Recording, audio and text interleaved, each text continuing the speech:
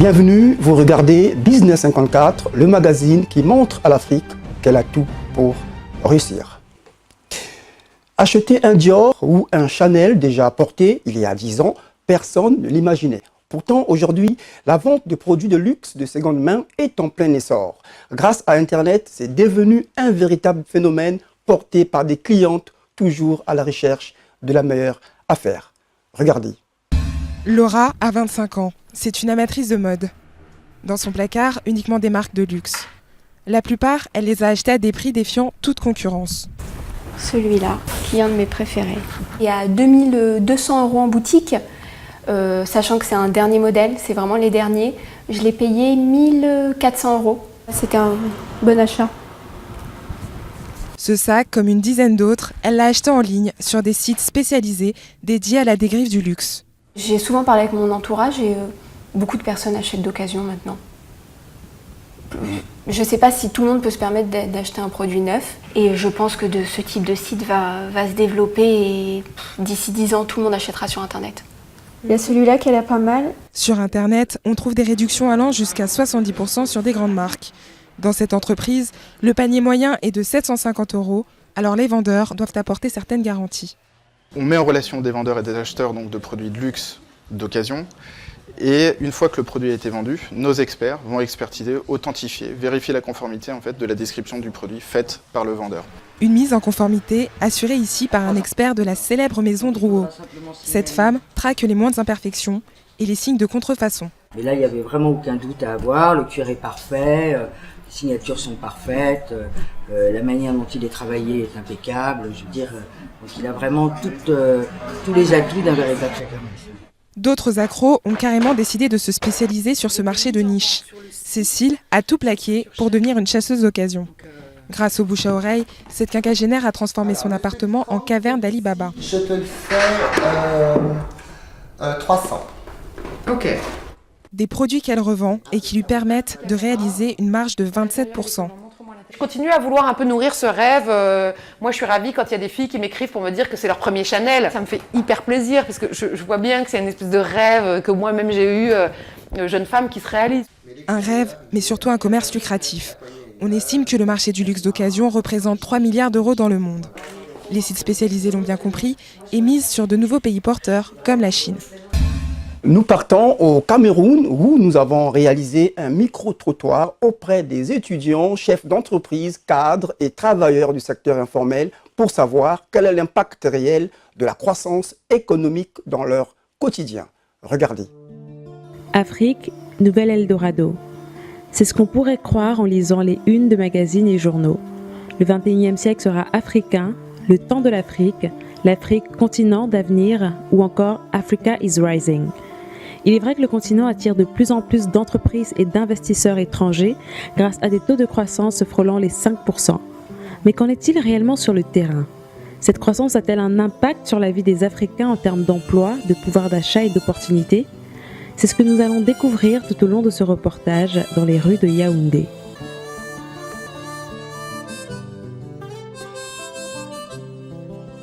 Le développement économique n'est pas un vain mot, n'est pas une vue de l'esprit.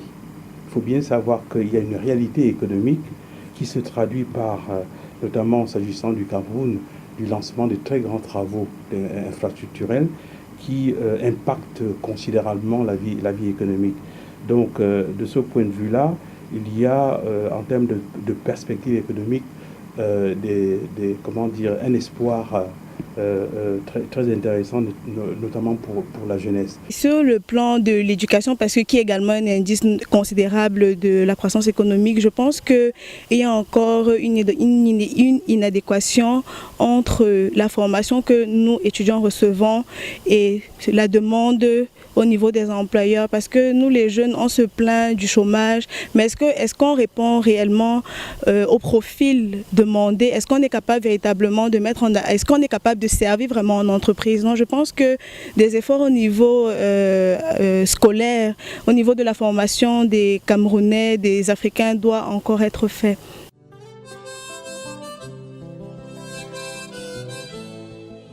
Le pouvoir d'achat augmenté, ça augmente comme chaque année du genre où On a commencé peut-être avec 10 mannequins. On se retrouve aujourd'hui avec 45 mannequins, donc ça va un peu. A même doublé. Il y a 10 ans, j'étais étudiant. Aujourd'hui, je suis cadre dans, je voudrais dire, la première banque camerounaise. Après avoir eu plusieurs formations dans les universités camerounaises. S'améliorer? Non. Non. Puisqu'au fil du temps, les choses ne marchent plus. Au départ, ça allait pour le mieux. Plus le temps passe, ça ne va plus. On joue pour le maintien. Et puis on ne peut pas laisser pour aller croiser les bras à la maison. Voilà.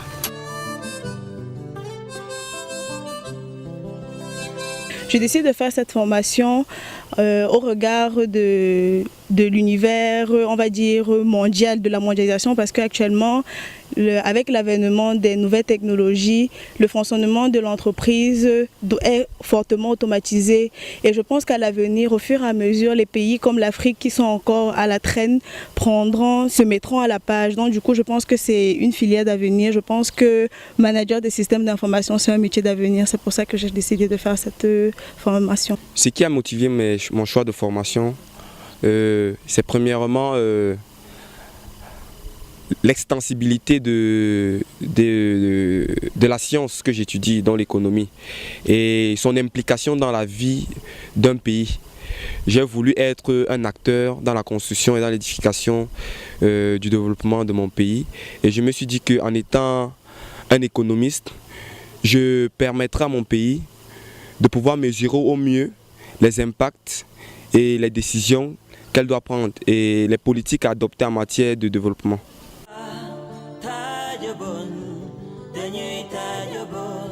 L'économie est de telle sorte que le secteur tertiaire recrute plus. Les assurances, les banques. Or, nous avons besoin du secteur primaire, du secteur industriel. Mais lorsqu'on regarde même là, nos ingénieurs sont peu. Avec les projets structurants, on est souvent obligé d'aller chercher ailleurs.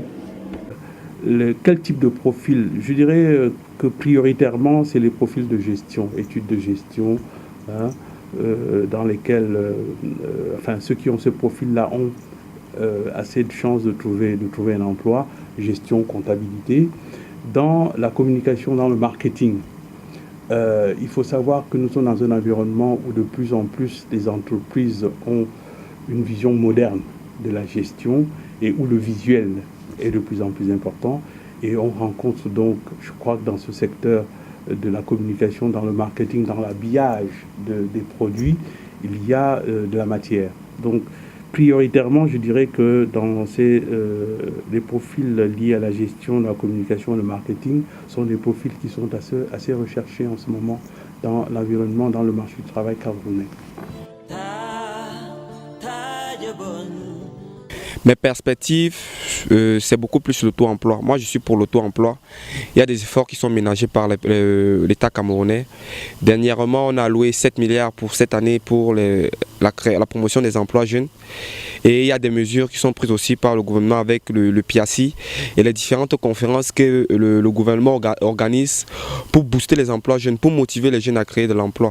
Dans l'immédiat, oui, je vois des perspectives en termes d'emploi. Je pense que les boîtes, par exemple au Cameroun, des boîtes comme MTN, ce sont des boîtes qui ont besoin de nous parce qu'elles fonctionnent essentiellement sur tout ce qui est informatique. Donc je pense que c'est des boîtes qui auraient très fortement besoin de nous, tout ce qui fait dans la télécommunication. Voilà pour ce reportage.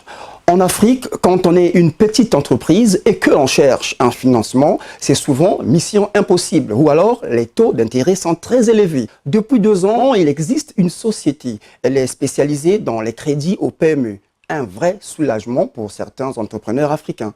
Regardez. La fierté de M. Bengue, c'est ce centre commercial qu'il a imaginé et conçu. Ça, c'est le marché Loujoum, là, avec les poissons et tout ça. Chez ces commerçants, on trouve de tout.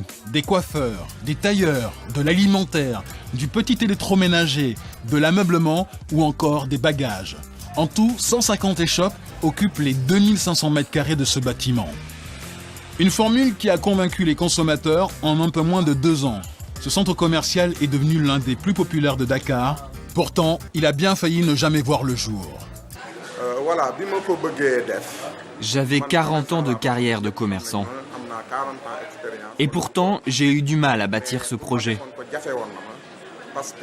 Aucune banque ne voulait me financer. Avant de se lancer, M. Mbengue avait déjà rassemblé sur fonds propres 300 millions de francs CFA. Il devait en emprunter 60 pour boucler son projet. Une mission presque impossible pour ce commerçant aux frontières de l'informel. Ça va, ça fait longtemps là. À l'époque, son banquier c'était lui, Jean-Luc Conan. Il travaillait pour une importante banque du pays. Malheureusement, je ne pouvais pas le financer à l'époque parce que le système, disons, bancaire traditionnel et les procédures dont je disposais étaient faites pour financer des clients, disons, plus structurés. C'est juste après cette rencontre que Jean-Luc Conan décide de quitter sa banque pour créer sa propre structure financière, Cofina. Alors, M. Mbengue est typiquement le cœur de cible de Cofina. Et je dirais, il représente pour moi la détresse de millions d'entrepreneurs chevronnés disposant d'une activité et qui ne trouvent pas de financement sur notre continent aujourd'hui. Et pour moi, c'est l'exemple typique justement de cette injustice financière dont souffrent les entrepreneurs sur le continent. C'est ça qu'il représente pour moi aujourd'hui. À mi-chemin entre la finance traditionnelle et la microfinance, Cofina s'adresse aux entreprises qui n'avaient jusque-là pas accès au crédit. Les banques servaient généralement les grandes entreprises et les grandes PME structurées, et la microfinance servait les tout petits financements. Et au milieu, il y avait un chaînon manquant qui représente entre 80 et 90% aujourd'hui des opérateurs économiques qui étaient laissés pour compte. Trop grosse pour la microfinance, pas assez structurée pour les institutions financières traditionnelles, Jean-Luc Conan a voulu faire de ces PME son cœur de cible. Mais pour aider ces entreprises peu structurées, il a dû mettre en place de nouveaux outils. On ne demande pas les états financiers des clients puisqu'ils n'en ont pas. On a un outil sur la base des livres de compte qui nous permet de reconstituer les états financiers du client, permet de donner une notation au client qui va de la meilleure note jusqu'à la moins bonne, et en fonction de la notation, la décision d'y aller. Et là, c'est le poumon même de l'institution parce que c'est à partir de là que part toute l'analyse. Des outils qui permettent de s'assurer qu'un entrepreneur est en capacité de rembourser. Car les sommes prêtées par Cofina sont bien plus élevées que dans la microfinance et les risques plus importants. Alors, avant de pouvoir accorder un crédit, les commerciaux se rendent systématiquement sur le terrain. C'est un passage obligé. Il ne suffit pas seulement en tant que commercial de rassembler les documents du client, c'est-à-dire les états financiers, les factures, la comptabilité en général. Mais le point le plus important, c'est aller voir l'activité de visu. Ce matin, ce chef d'agence a rendez-vous avec un promoteur immobilier. Sur ce terrain, M. Harris veut construire 70 maisons et aujourd'hui, il est incapable de financer la fin des travaux. Là, vous avez en face de vous donc, la Villa Témoin qui est en R+1 et de l'autre côté, nous avons également la Villa Témoin en rez-de-chaussée. Mais c'est des grands standings.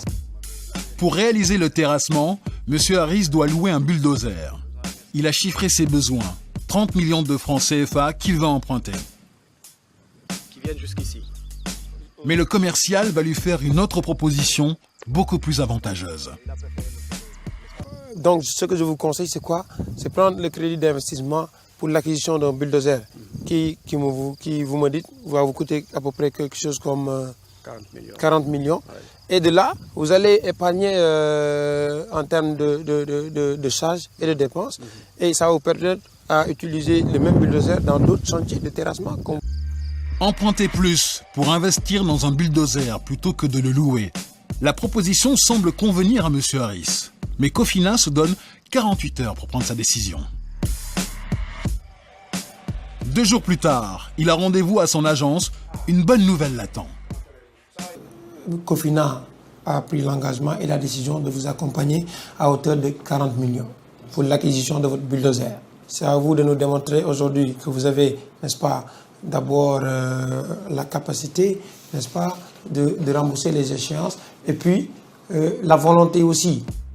Une grande première pour cet entrepreneur qui n'avait jamais obtenu le moindre crédit. j'avais vraiment une peur du prêt, du crédit. Parce que je me disais... Et puis, c'était pas trop facile de pouvoir accéder aux institutions financières, vu les contraintes draconiennes qu'elles imposent aux PME. J'ai toujours fonctionné sur fonds propres, mais aujourd'hui, vraiment, je me sens soulagé. En 18 mois d'activité au Sénégal, la société a accompagné plus de 3000 entrepreneurs. Comme cet imprimeur qui a renouvelé son parc de machines grâce à 4 prêts depuis 1 an. Ben écoutez, c'est beaucoup moins de panne, bien sûr, avec des équipements neufs, donc du coup, plus de réactivité, plus de capacité de production, donc on est en mesure de répondre assez vite à une demande importante sur un délai très court, d'accord ? Et donc forcément, un développement du business, donc notre rentabilité s'améliore et notre chiffre d'affaires également progresse. Le directeur compte solliciter un autre prêt pour se lancer dans le créneau de l'impression sur textile. Ce sont des investissements qui devraient tourner autour de 50 millions. De 50 millions. D'accord. Aussi bien en investissement qu'en fonds de roulement. Qu'en fonds de roulement, tout à fait. Voilà. Okay. Voilà, c'est pas... Et nous aimerions les réaliser assez vite dans le courant du trimestre en cours. Il a de bonnes chances d'obtenir ce qu'il souhaite. Jusque-là, il a toujours remboursé en temps et en heure. Depuis sa création, Cofina a octroyé 46 milliards de francs CFA de crédit. Chaque semaine, les différents sièges se retrouvent en visioconférence pour suivre les chiffres et affûter les stratégies. Mansour, c'est bon, Côte d'Ivoire, Guinée, Mali, on est connecté, ok. Didier, tu peux nous donner les principaux chiffres pour la Côte d'Ivoire ce mois-ci? Une vision panafricaine qui permet surtout de limiter les risques. On a parfois certaines crises sociopolitiques dans certains pays, je ne vais pas les citer, il y en a qui sont arrivés récemment. Et le fait d'être situé dans plusieurs pays permet de contrebalancer le risque. Et l'entreprise compte encore s'étendre. D'ici 2021, Cofina compte proposer ses services aux PME dans 16 pays africains. Car il y a urgence. L'Afrique est le continent où les PME ont le plus de difficultés à se financer. Voilà. Nous allons maintenant au Rwanda, un pays qui a vu son économie croître d'une manière spectaculaire. Ce soir, nous allons vous montrer ce qui reste de ce pays d'Afrique de l'Est. Des entrepreneurs affluent et créent des entreprises. Enquête sur le miracle économique rwandais. Sushir Badganar est un patron heureux. Depuis 3 ans, il fabrique des sacs en papier dans son usine de Kigali. Et ça tombe bien, parce qu'au Rwanda, la demande est subitement devenue très importante. Ça, c'est le produit fini. C'est ce que l'on trouve généralement sur les marchés. Vous savez, le Rwanda est le seul pays où les sacs en plastique ne sont plus autorisés. Il y a une interdiction totale du polyéthylène. Et vous êtes obligé d'utiliser des sacs en papier pour faire vos courses. Et c'est pour ça qu'on est là. Voici un exemple révélateur de la philosophie économique qui prévaut au Rwanda. Une démarche écologique associée à une volonté d'autosuffisance industrielle, c'est-à-dire de n'utiliser dans le pays que des produits fabriqués sur place. Les autorités ont su jouer de la bonne image de leur pays à l'extérieur pour séduire des investisseurs comme cet industriel indien. C'est la décision de notre PDG qui a été en Ouganda, au Kenya, au Nigeria, en Éthiopie. Mais ce qui l'a vraiment attiré au Rwanda par rapport à tous ces pays, c'est l'absence de corruption. Cela fait 3 ans que nous sommes ici et je peux dire avec fierté que nous n'avons jamais eu à payer de pot de vin.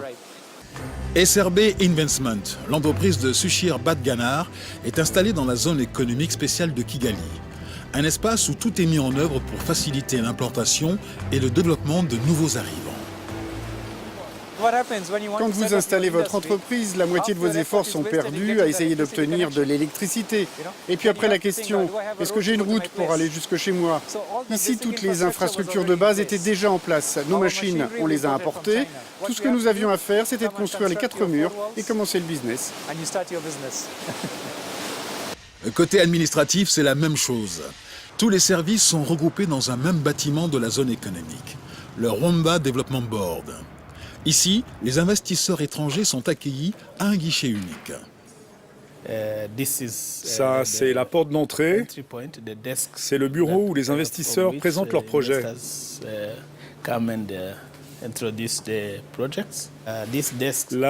ce bureau s'occupe des visas. Là, C'est le bureau qui s'occupe des exonérations fiscales. L'idée, c'est de réduire la bureaucratie.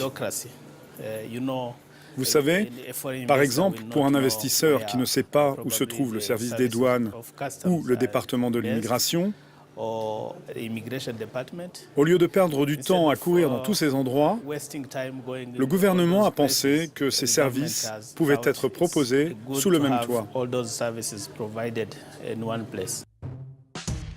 Mais ici, on ne s'intéresse pas qu'aux investisseurs étrangers. Les autorités ont également simplifié les démarches administratives pour les entrepreneurs rwandais.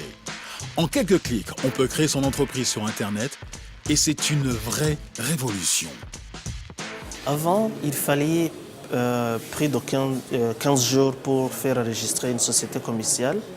Tu devrais aller dans le greffe du tribunal un seul jour par semaine de 8h à 9h. Et tu devrais retourner une semaine après.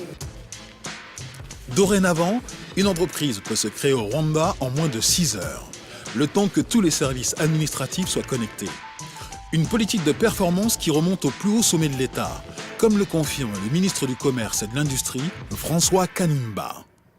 Les maires des districts, dans le cadre de chaque exercice fiscal, signent un contrat de performance avec le président de la République sur ce qu'ils vont délivrer au cours de l'année en termes de résultats qui ont un impact sur le développement de la population. Même les ministres, nous signons aussi un contrat de performance avec le président qui nous engage sur les résultats. Premier résultat de cette politique volontariste, le PIB est en progression constante depuis 10 ans, avec une hausse moyenne de 6% par an. Mais ce chiffre cache de profondes disparités, car 80% de la population dépend encore de l'agriculture. Alors, pour multiplier les créations d'entreprises à forte valeur ajoutée, les autorités ont favorisé la création d'incubateurs, comme le K-Lab de Kigali, créé il y a 15 ans. Ici, les étudiants fraîchement diplômés viennent travailler en groupe à la création de start-up.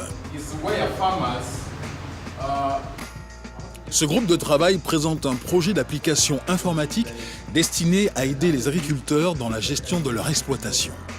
Il y a un groupe, une communauté d'innovation qu'on appelle ICT, donc les TIC dans l'agriculture.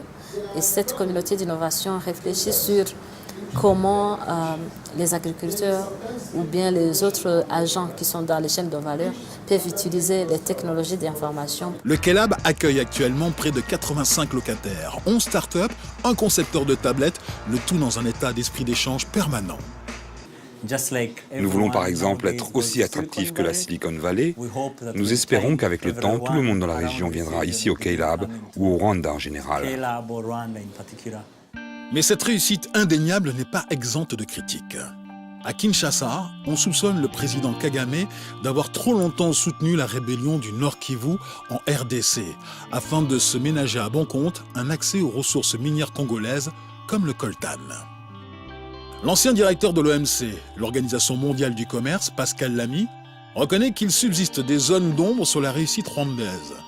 Cela dit, il estime que la croissance économique de Kigali tire l'ensemble de la région vers le haut. Le président rwandais a une vision de sa mission pour son pays, qui a commencé par le remettre d'aplomb après le génocide. Il est probable que son jugement, en tout cas c'est comme ça l'interprète, c'est que pour l'instant il y a besoin de solidarité et de discipline collective et que ceci se fait peut-être au prix de moins de liberté individuelle au sens occidental du terme. À la fin du fin, ce qui compte, du point de vue de la légitimité politique, c'est des résultats. Alors, miracle économique ou mirage ?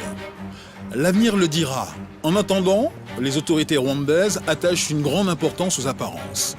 À Kigali, la volonté clairement affichée est d'être aux standards internationaux. La capitale est en train de se doter d'un gigantesque complexe destiné à accueillir des conventions. Les avenues sont d'une propreté irréprochable. Au Rwanda, tout est fait pour offrir un écrin aux entrepreneurs, à l'image de l'Afrique du Sud toute proche.